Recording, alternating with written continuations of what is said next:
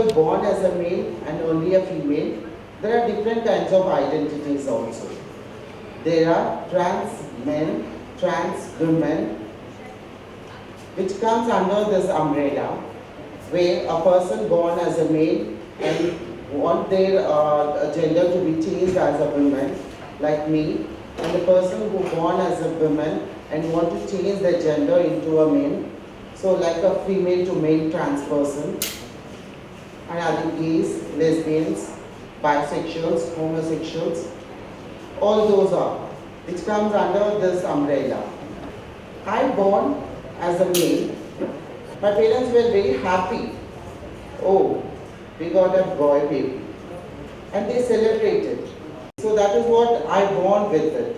Then later, I myself, I have changed my character, my feelings, everything. It came to a feminine character, where I started behaving like a girl.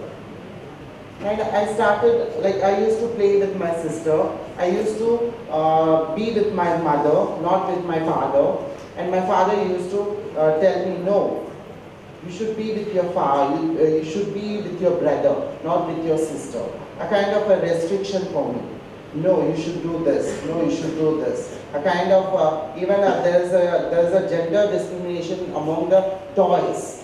No, you should not play with dolls. You should play with the football and cricket. So there's a discrimination between the toys also. So they used to give me a bat, which I was not interested to play in that. Then my father used to harass physically. Then my brother also. I have an elder brother, elder sister, and a younger brother. So I was along with them, and my brother always used to tease me.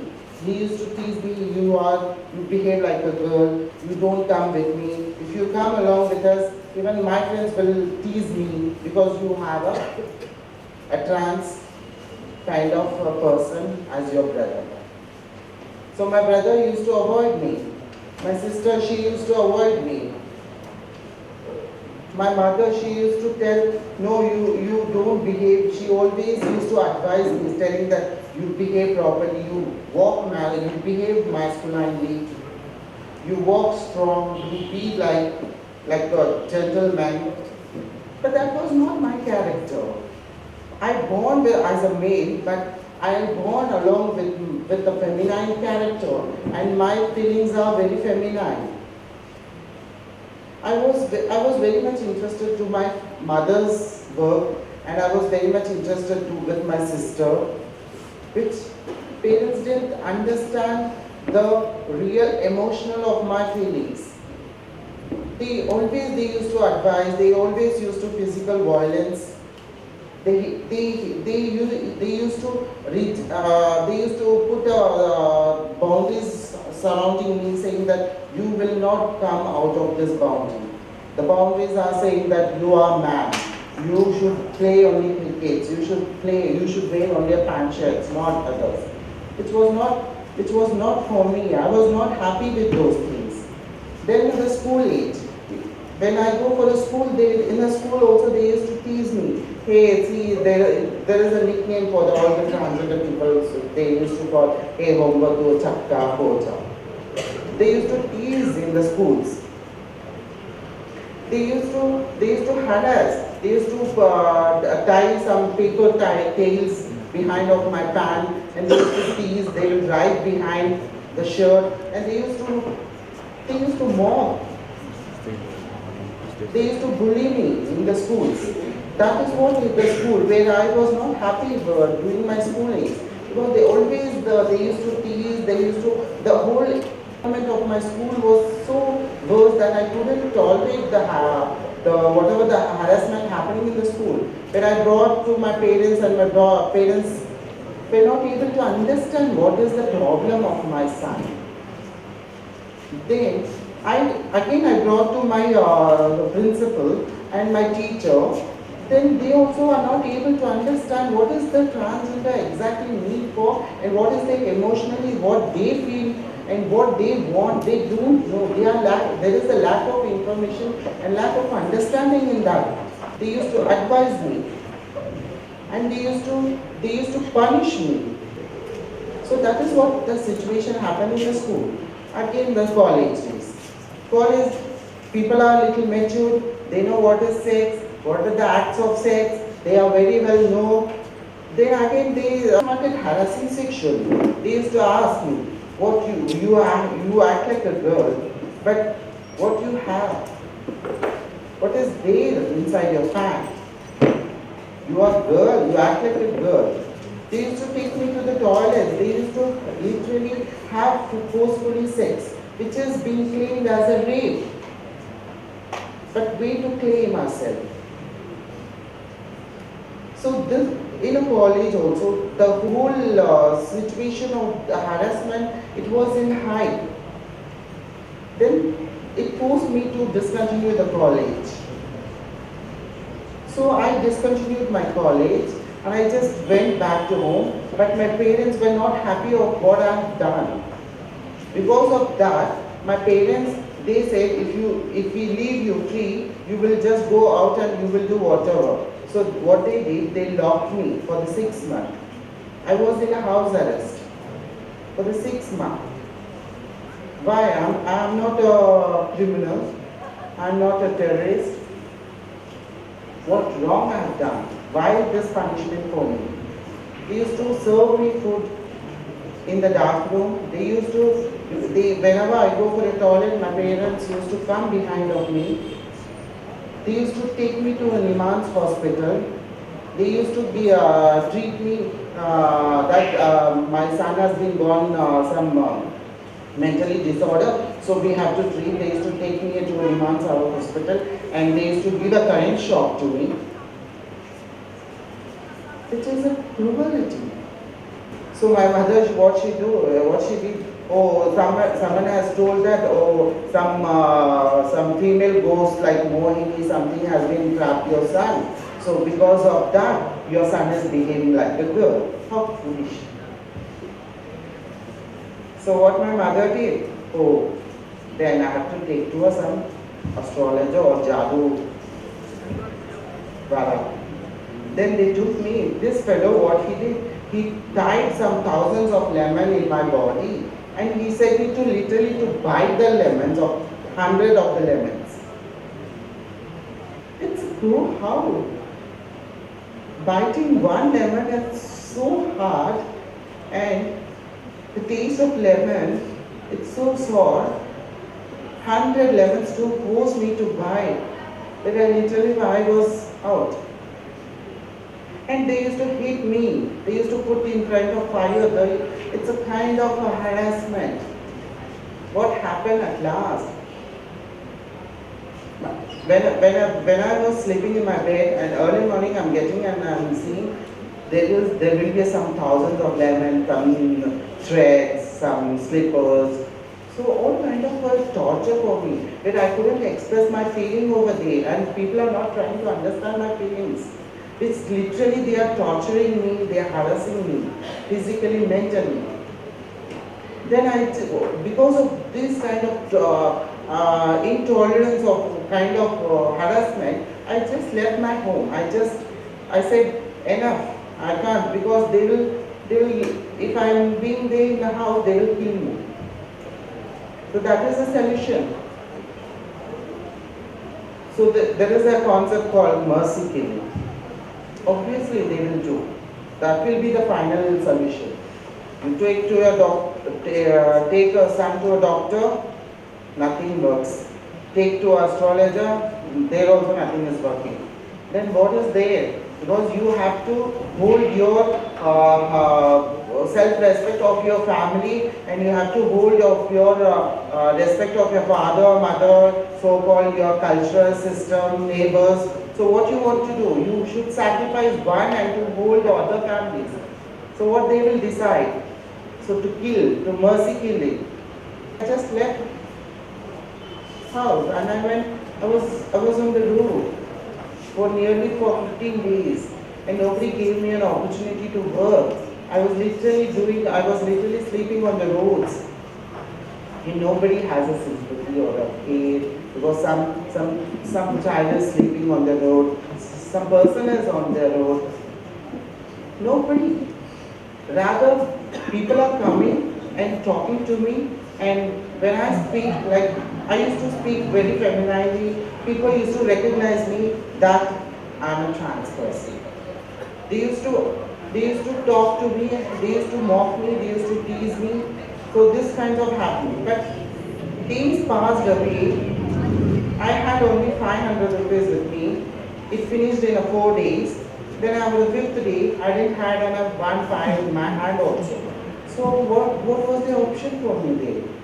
I asked in a tea shop to give her a job to have her one glass of a tea and a bun, which I didn't got there. They said, no, you go out. Then I was in a bus stop. One man came and asked me, why are you sitting here? I said, then I very friendly, I very stylishly said, no, I was sitting, I'm hungry, I'm sitting here, I'm waiting for one of my friends. I was just stating these words to him, and he said, he recognized me. Then he asked me, I will give you 50 rupees. Will you have a sex to me? Will you have sex with me? Then I said, no. But my inner heart was telling, how?